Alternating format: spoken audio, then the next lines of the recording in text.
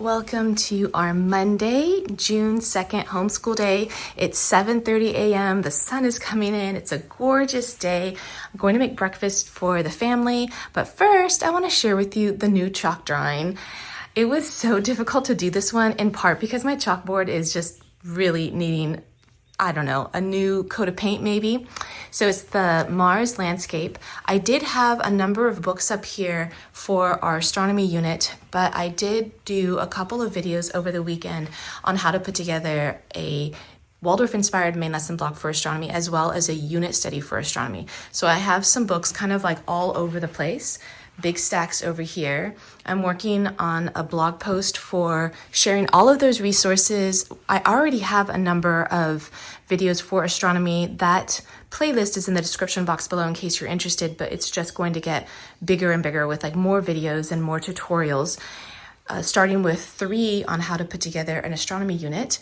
And I talk, I want to say pretty extensively on the blog post for astronomy on the difference between a Waldorf approach to astronomy versus a unit study approach to astronomy, and the types of lessons that you would do that were different. And of course, the resources that are different, because I do have maybe a handful of resources I think would be really great for a Waldorf approach for astronomy, quite minimal to be honest, versus like the big stack of books that I would recommend if you want to do, say, a unit study approach where you're really using the books as your resource, as your textbook in essence.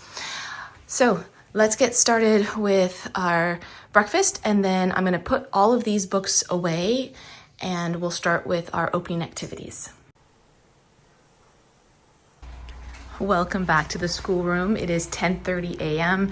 We have some of our books and projects under the chalkboard. We've already done a lot this morning. My daughter's basically focusing on key to geometry at the moment, so she's doing her geometry. I have our astronomy things ready to go. I did find another game that I actually completely forgot about. So we probably will play this game. It's just a memory game, and it kind of inspired me to make our own memory game similar to the trivia cards that we have. So if we do the planets on 2 little cards the same way we did for our chemistry, that could be a lot of fun. There are actually other art projects that I'm really looking forward to doing with our astronomy unit, and I do want to spend some time with celestial watercolors, celestial watercolor, that book. We are essentially done with the book, The Mysteries of the Universe, and so at this point we're going to be using another resource as our daily read aloud. And I forgot about planetarium, but when I was putting together the video on all of the resources for a main lesson block or a unit study on astronomy, I remembered that one. So, and it's really beautifully done. So I feel like that might be a good one to use for our opening activities. And then we're going to continue with a couple of our picture books, which are not intended for middle school, but I still really love utilizing them whenever possible since we still have them. We're definitely going to play Destination Mars, because my daughter still really loves that one.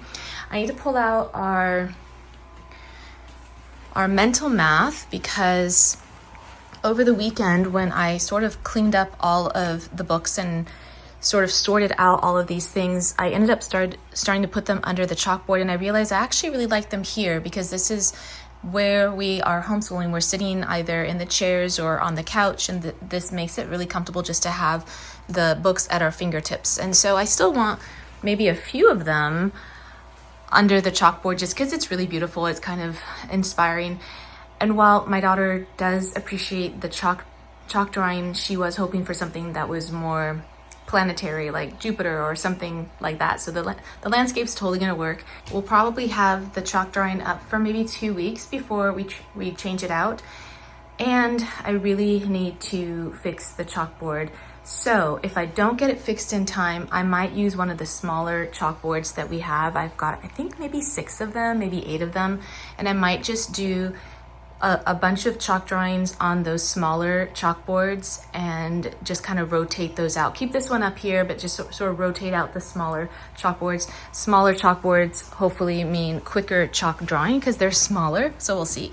Another thing that we're going to do today is go through this little professor's science kit for astronomy and decide what can be reused and what cannot, what was consumed. So these projects are a little bit juvenile. So I just want to go through them and decide what we can utilize.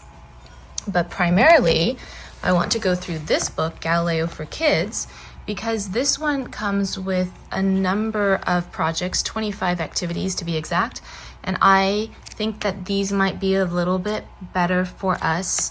And I'll just go through them and just make sure that we have enough materials to do a few of them. And I'm expecting that we probably have the things that we need for a few of these.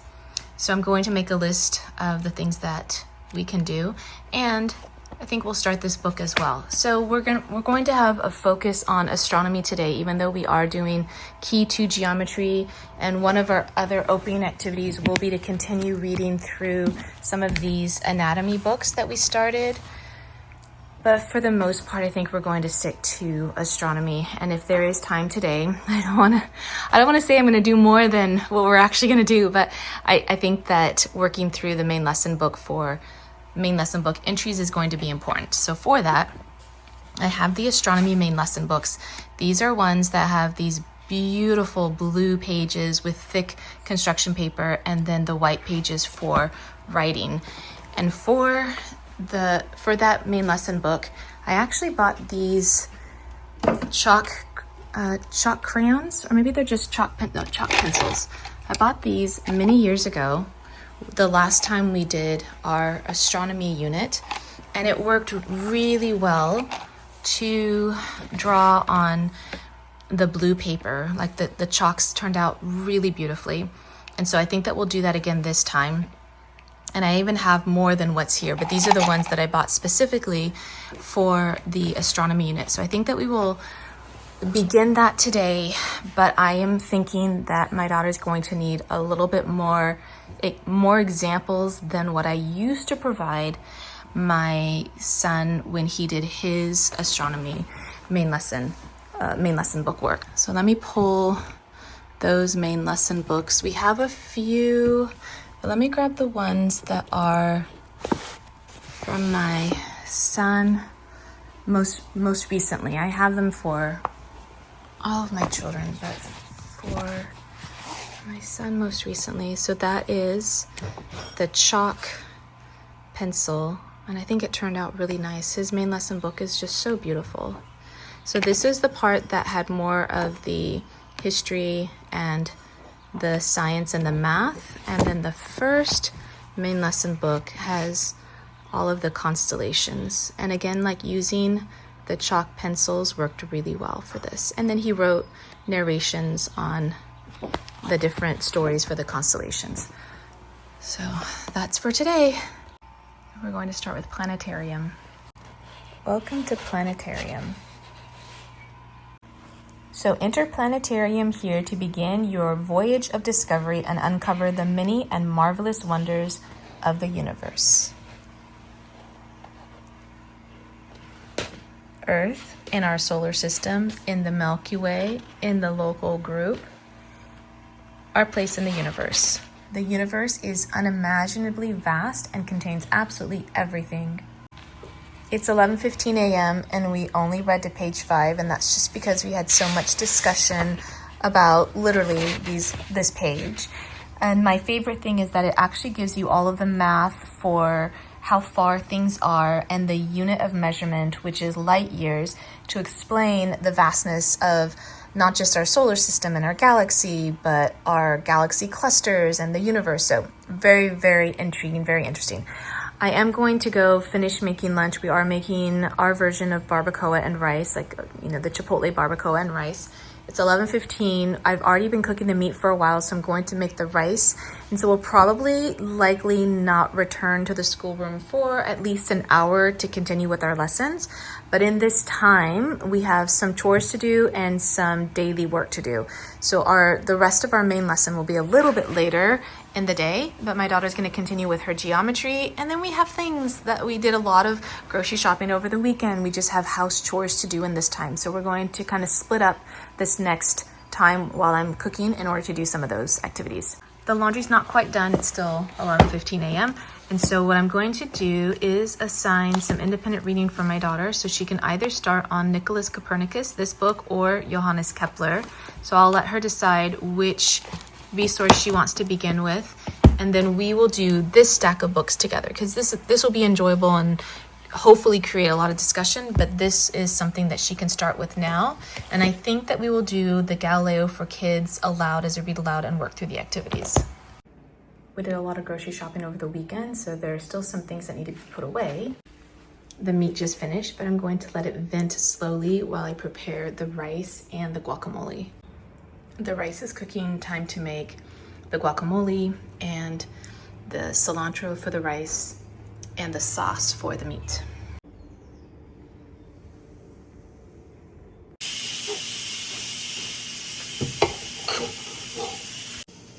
The guac is done. The rice is done. It smells really good. Going to check on the meat next. It's about 1:40 p.m. We're done with lunch. Kitchen got cleaned up, the chores got done, laundry, etc. And so we're going to head back upstairs and complete our lessons for the day. We normally take a really long lunch, but today we took a long lunch after having a late start. Even though we were up earlier, there was just so many things from the weekend. We did a lot of grocery shopping. There were a lot of events going on. And so we really needed part of Monday just to get those things taken care of and get back on track. It's just after 2 p.m. We're going to resume our astronomy lessons. I think we're done with this book, The Mysteries of the Universe, but there were 2 pages that we didn't finish. So I think I want to read those 2 pages. Let's also start the Galileo book. And I have a little notebook that I'm going to use in order to start planning out our projects from this book. And then Destination Mars, of course.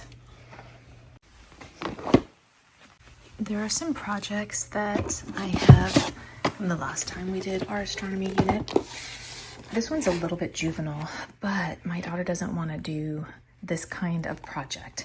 And I don't think that she is interested in these 2 projects as well. She seemed okay about doing the puzzle, but I'm not interested in the puzzle. And it doesn't quite have the same educational, the same educational outcome as some of the other things that we have. So I also don't have high hopes that she'll enjoy these projects, but we're going to go ahead and open it up and let's check it out because I think there are some things in here that were not part of this kit.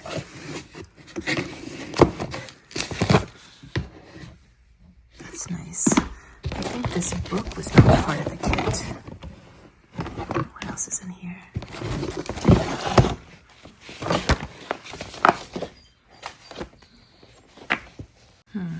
So this is interesting. I thought we had this the last time we did our astronomy unit. This is actually from not the last time, but the time before, because I just noticed this journal. The beginning pages have some written content from my 2nd son, not from my 3rd son. And now I'm homeschooling my 4th child. So my son is now 23 years old and we've had this for far too long. So I don't even know if this kit is still available. I'm still gonna go through the rest of the items that are inside. Yeah, I don't think my daughter's gonna want to do any of these projects. She doesn't seem to like the building projects as much as the boys did. So I'm gonna have to be really creative and find some things. Oh, we still have this actually. I wonder if that was part of this kit. That is up there. So I'm going to have to get a little bit creative. I even offered doing a felted planet, and that did not interest her. So let's see what we can do. It's about 2:40. We just went through this kit. There were a couple of things that I kept, like some work that my son had done from years ago. And the one thing that we didn't do back then was this Phases of the Moon project. And I only kept one thing from the kit, which I thought wasn't part of it because it looks so different than the rest of the things. This is the Maritime Pocket Sundial, so we'll keep that. And then the book that I found in the box, I really don't think that came with it. It's possible that it did, but I'll pull that one out. And so we're not going to keep this. We'll do our own projects, and the ones that are already done that we could use again, it's just not very inspiring at the moment. And also they're quite juvenile projects. And so I think we need to do things that are a little bit more junior high, high school aged projects. And I have high hopes that Galileo for Kids will be a great resource for those projects. But we're first going to start by reading our chapter in Astronomy by Charles Kovacs. And, oh, I took out I don't know what chapter we're on. Let's find out. Maybe chapter 22? It's 3:15 p.m. and we just finished the chapter. I think we will read one of oh, you know what? Let's read Mars. Let's read Mars and then Galileo for Kids.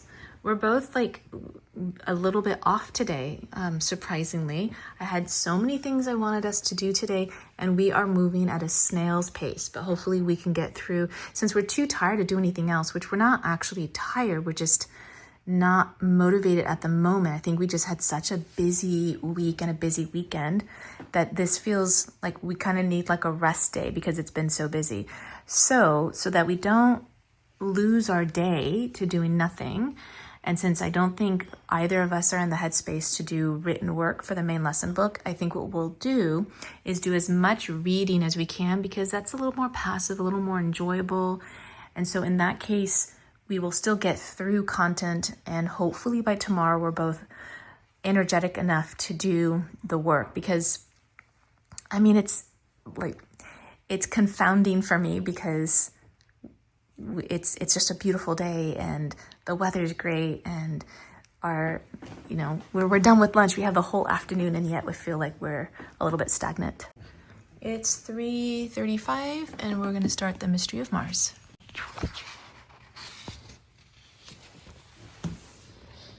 Imagine a planet so far away that what we see is just a point of light in the night sky, yet so near that we dream of visiting it someday. It's just after 4 p.m. and we're still reading The Mystery of Mars. And it's great. Like, the information's good so far. It's not talking about the latest, of course. It's not going to talk about the latest Mars Rover and that information just because this book is published in 1999. A lot of my single source books, like just on Mars or just on Jupiter, for instance, a lot of these are actually old resources, and in some cases it's fine. In other cases, I'm realizing maybe it's not worth it to have books that are this old, only because so much new information is available in astronomy. But one book that we keep going back to that's really good, surprisingly, is a book about the planets and stars. And this one is very old. It was published in 1988. Okay, so just like ancient when it comes to astronomy, in my opinion. However, this 2-page spread is one that I have referred to over and over and over again because I don't know if any of my other books has this good of a chart. It shows all of the planets, but it does include Pluto just because it's so old.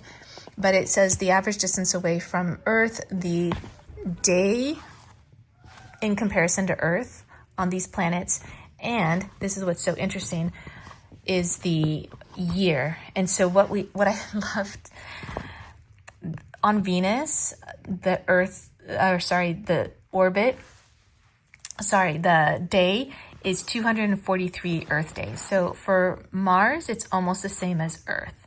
So Mars and Earth are roughly 24 hours, but on Venus, it is 243 Earth days. So 120 days of sunlight and 120 days of nighttime, that makes one day. However, a year is only 7.5 months. So 7 times 3, 20. So 210, 200 and maybe 20, 220 days is 1 year, and 243 days is 1 day. So things like that, we just had a great time going through that and just imagining and talking about it. So again, every book is going to take much longer when we stop and have discussions about it. And this book is a really, really long resource. And so I'm just kind of debating how to utilize some of these books in this main lesson block, because I want to stay focused and we keep getting distracted by all of these beautiful books. I will continue with Mars. What I think I'm going to do, because at the moment Mars is of interest to me, and at the moment Neptune is of interest to my daughter. So I think instead of reading all about the different planets, which is not a part of our Waldorf approach at all, I think we will just focus on 2 planets, one for me and one for my daughter, and we will just really dive deep into that information. So for me, I definitely want to do wet felted or maybe needle felted, I'm not sure, of Mars. I want to do the planet Mars and the two moons. And I'm not sure about making it to scale, because it would be to scale if we made another planet. And I'm thinking of potentially having that hang from that shelf with the lights on it. And the planets that are above there, that is a project that we did many years ago when we were doing our astronomy unit. And I had just recently considered separating them again so they could be to scale away from the sun, and then I ended up not. But that is something that could be interesting. Again, trying to find projects that are going to suit my daughter for this unit are more challenging than when I did these units with my sons. So I'm trying to figure out what's going to make an impact for this study. And I haven't figured that out yet. So I'm still toying around, and it's not 100% necessary. I want something, since hands-on projects are so dear to my heart. I am trying to figure out a creative approach to make this engaging, considering her personality, her temperament, and her interests. And it might be something entirely different. Maybe it's a creative exploration of what life would be like on these planets, or in 1,000 years. Maybe that's what's necessary for a creative approach. Not exactly hands-on, but a creative approach to this main lesson block. It's 4:36, and we're going to play Destination Mars. It's 5:10, and we got to page, actually I don't know there are no pages. So we got to this that's a really beautiful photograph. I think I want to watercolor that. This is a very interesting passage that we just read about water. Because the atmosphere is so thin on Mars, the air pressure is as if you were on a mountain that is 3 times as high as Mount Everest, which means that the boiling point of water on Mars is so low that it is near the freezing point. So water on Mars is either in ice or in water vapor. It's never in a liquid form. So if you had like a cup of water on Mars, it would immediately turn into water vapor, because the boiling point is, it doesn't say exactly, so it would be like approximately in the 30s Fahrenheit, that water would simply just evaporate. That was really interesting. So nearly 5:15 p.m. We have 2 more things to do. My daughter has an event in the evening, so she needs to leave at around 5:30, 5:45. So our school day will end there. Now we've had like a really full school day, but it doesn't feel like we've accomplished very much. But as I have a little bit of energy in the evening, since she will be out at an event, I will continue to work on things in preparation for our lessons. But we're going to do our mental math, and the one lesson that I completely forgot to do on Friday last week was the 2-part lesson on the circumpolar constellations. Mental math today is really easy. 7 times 8 plus 23. 4 times 4 minus 11. Count by 2, skip that. 1% of 200. 25% of 200. And last one, 24% of 200. 24% of 200. Okay, that was quick. That took like 30 seconds. Okay, let's read Perseus and the circumpolar constellations. It's 5:30 and we just finished the lesson it's lesson 2 and 3 for Perseus. But based on this book, The Mystery of Mars, there's a section in here that talks about the atmosphere of Mars, and I am going to correct that because one of the illustrations that I was copying had a little bit of blue, but because the atmosphere is more red, which I knew it was more red, but I thought a little fine line of blue, but it's obviously too much. So I'm going to correct that and erase the blue and add more pink and red to the sky to make it a little bit more authentic. And then I have a little time to prepare any of the old lessons that I did not get into a main lesson book so that my daughter can work on them. I'm going to spend a little bit of time doing that this evening, hopefully, and then start to write up what we want our astronomy main lesson book to look like, because there are some lessons that we've done so far that I'm not sure if I want them to be written up as lessons, but I do want us to learn the different constellations. So I'm going to toy around with what we're going to do with that. But at this point, my daughter's homeschool day has concluded.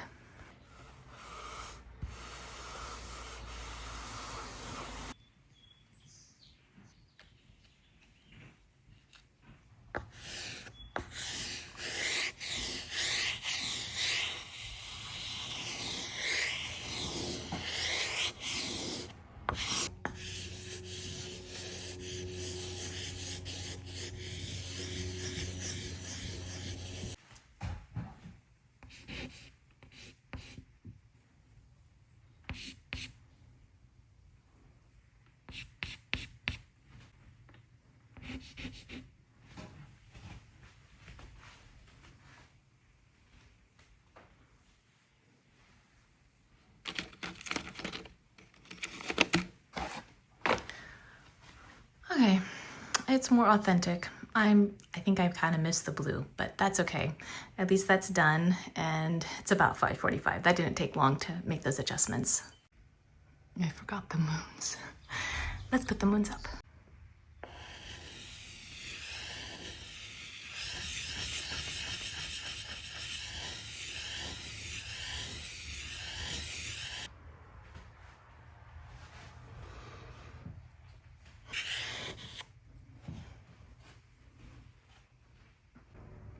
It's about 6:45 p.m.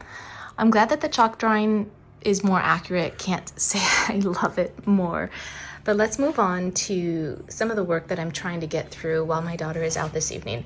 This is the anatomy main lesson book. We're done with our anatomy main lesson block unofficially, because officially we still have some lessons that we need to add to the main lesson book. And this always happens. As much as I try, and even already with our astronomy main lesson block, this is already happening, where we will get through lessons, but we don't put them into the main lesson book. The learning is not complete if we do not put work into the main lesson book. So far, if you do a lesson, it's very passive, but this is the active part. I am working in a main lesson book rather than on the chalkboard, because I generally now use the chalkboard for like inspiration for the week, the month, the season, an entire main lesson block, and in some situations like a chalk drawing has been up for even longer. And so I'm not typically writing up lessons on the chalkboard. I kind of miss that. I think I kind of like that better, but we're here now, so let's just work with what we have. There are some benefits to working in a main lesson book as a teacher or a parent. Then I have all of my notes consistently throughout the years, so that when I am doing this lesson again, which, okay, I'm not officially right now because I am homeschooling my last child, but I never know. Like, you never know what is in store for the future as far as education goes for me. But work is not, like the lesson is not done if you don't put the work into the main lesson book, in my opinion. Now, this is just one way to demonstrate learning. You could do an activity, you could do a hands-on project, you can do a performance or a presentation. But if you're not doing any of those, this is like the bare minimum. So I'm gonna be working on this now. And unfortunately, I mean, it probably just means weekend work for my daughter, because what I do is I prefer to do this before I actually present the lesson, but I'm behind as well. So I will do an illustration, which she will copy. She will not copy the written work. On occasion she does, but for the most part, she can review this, read it, so that she can present her own written work. And on occasion, she will read from, I don't think I have any of the anatomy books out. I think they're all back on the shelf. She will pull one of the books, maybe even another resource. She will review that information so that she can write the narration in the main lesson book. So at this point, I've added some more pages to the back of the book. There were a few pages that were written in with physics lessons, because this main lesson book previously had been used as a physics main lesson book, and I did not know when I grabbed it because there were only 2 pages that were used, and I started from this end, didn't know.